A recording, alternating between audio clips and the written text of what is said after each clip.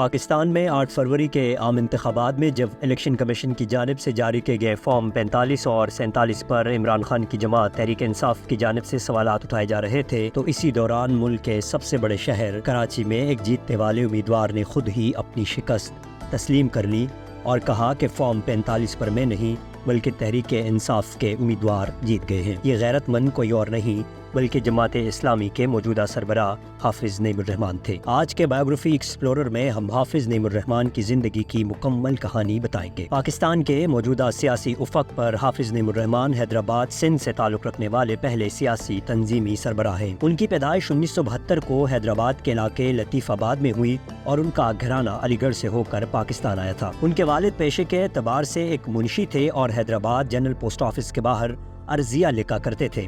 تاہم انہوں نے اپنے بچوں کو اعلیٰ تعلیم دلوائی۔ ان کے 4 بھائی اور 3 بہنیں ہیں۔ بھائیوں میں سے ایک MBBS جبکہ دوسرا BDS ڈاکٹر ہیں۔ حافظ نعیم الرحمان کراچی کے علاقے نارتھ ناظم آباد میں ایک کرائے کے مکان میں رہتے ہیں۔ وہ 3 بیٹوں اور 1 بیٹی کے والد ہیں۔ ان کے 2 بیٹے حافظ قرآن بھی ہیں۔ ان کی اہلیہ شمائلہ نعیم پیشے کے اعتبار سے ایک ڈاکٹر ہے اور جماعت اسلامی کی فعال رکن ہے۔ اگر حافظ نعیم الرحمان کے تعلیمی سفر کی بات کی جائے تو انہوں نے حیدرآباد کے علاقے لطیف آباد میں قائم جامع مسجد دارالعلوم لطیف سے قرآن پاک حفظ کیا۔ ابتدائی تعلیم نور الاسلام پرائمری اسکول حیدرآباد سے حاصل کرنے کے بعد میٹرک علامہ اقبال ہائی اسکول حیدرآباد سے پاس کیا۔ 1988 میں حافظ نعیم الرحمان نے جب میٹرک مکمل کیا تو حیدرآباد میں لسانی فسادات نے شدت اختیار کیا اور یوں حافظ نعیم الرحمان کا گھرانہ حیدرآباد کے علاقے لطیف آباد سے کراچی کے نارتھ ناظم آباد منتقل ہو گیا۔ انہوں نے پاکستان شپ آنر کالج سے انٹرمیڈیٹ کیا اور ملک کی معروف درسگاہ NED انجینئرنگ یونیورسٹی سے سول انجینئرنگ میں ڈگری حاصل کی۔ بعد ازاں انہوں نے کراچی یونیورسٹی سے اسلامک ہسٹری میں بھی اپنا ماسٹرز مکمل کیا۔ انجینئرنگ کرنے کے بعد حافظ نعیم نے واٹر ٹریٹمنٹ کمپنی میں ملازمت بھی اختیار کی لیکن اس دوران وہ سیاست سے دستبردار نہیں ہوئے۔ حیدرآباد سے کراچی منتقلی کے بعد 1988 میں 16 سال کی عمر میں حافظ نعیم الرحمان زمانہ طالب علمی سے ہی جماعت اسلامی کی طلبہ تنظیم اسلامی جمعیت طلبہ سے وابستہ ہوئے اور ایک فعال اور متحرک طالب علم رہنما کے طور پر اپنی شناخت منوانے میں کامیاب رہے۔ یہ وہ وقت تھا جب MKM مہاجر قومی موومنٹ کے طور پر موجود تھی اور طلبہ سیاست سے لے کر شہری سیاست پر اس کی گرفت مضبوط ہو چکی تھی، جبکہ اس سے قبل تعلیمی اداروں میں اسلامی جمعیت طلبہ کا تسلط رہا تھا۔ طلبہ حقوق کے لیے آواز اٹھانے پر حافظ نعیم الرحمان گرفتار بھی ہوئے اور مختلف ادوار میں 3 بار جیل جا چکے ہیں۔ وہ اسلامی جمعیت طلبہ کراچی اور پھر سندھ میں جمعیت کے ناظم بھی رہے۔ انہیں 1998 میں اسلامی جمعیت طلبہ کا ناظم اعلیٰ یعنی مرکزی صدر مقرر کیا گیا۔ حافظ نعیم الرحمان 2000 میں جماعت اسلامی کا باقاعدہ حصہ بن گئے اور اس کے بعد وہ مختلف ادوار میں اسسٹنٹ سیکرٹری، سیکرٹری جنرل، نائب امیر کراچی، امیر جماعت اسلامی کراچی اور اب جماعت کے چھٹے امیر کے طور پر اپنی خدمات سر انجام دے رہے ہیں۔ ان سے پہلے جماعت اسلامی کے بانی مولانا مودودی 1941 سے 1972 تک جماعت کے پہلے امیر تھے۔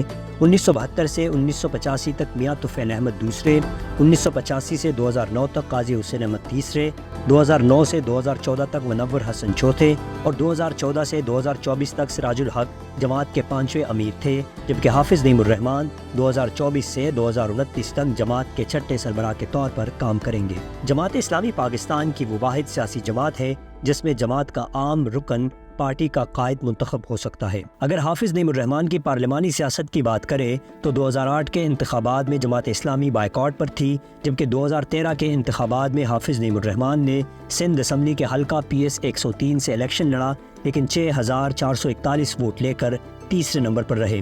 اسی طرح 2018 کے انتخابات میں انہوں نے سندھ اسمبلی کے حلقہ PS 129 سے الیکشن لڑا اور اس بار بھی وہ تیسرے نمبر پر رہے لیکن ان کا ووٹ بینک 6000 سے بڑھ کر 14000 ہو گیا، جبکہ 2024 کے عام انتخابات میں حافظ نعیم الرحمان PS 129 سے 26000 ووٹ لے کر الیکشن کمیشن آف پاکستان کی طرف سے فارم 47 پر کامیاب قرار پائے، لیکن انہوں نے دعویٰ کیا کہ وہ یہ نشست فارم 45 پر ہار چکے ہیں اور فارم 45 پر PTI کے امیدوار سیف باری کامیاب ہوئے ہیں جو حیران کن طور پر کامیاب فہرست میں چوتھے نمبر پر موجود تھے۔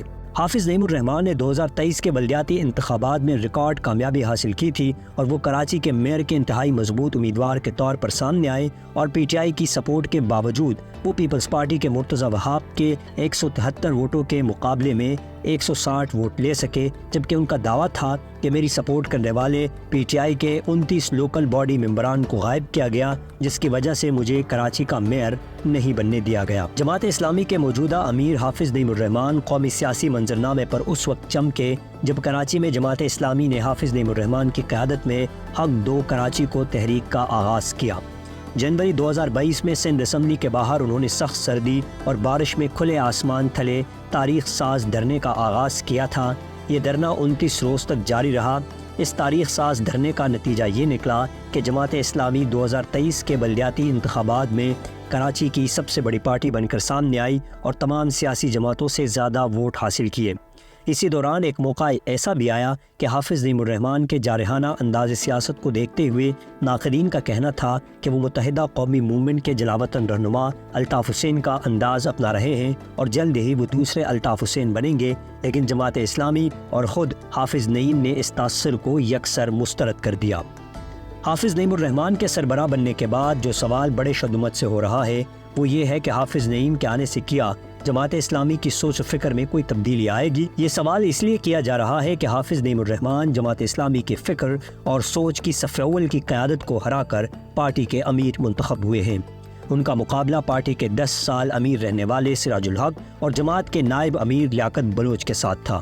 جماعت اسلامی کے ترجمان کے مطابق ملک بھر سے 46,000 اراکین نے اپنا ووٹ خفیہ بیلٹ کے ذریعے کاسٹ کیا اور اکثریت نے حافظ نعیم کے حق میں ووٹ دیا۔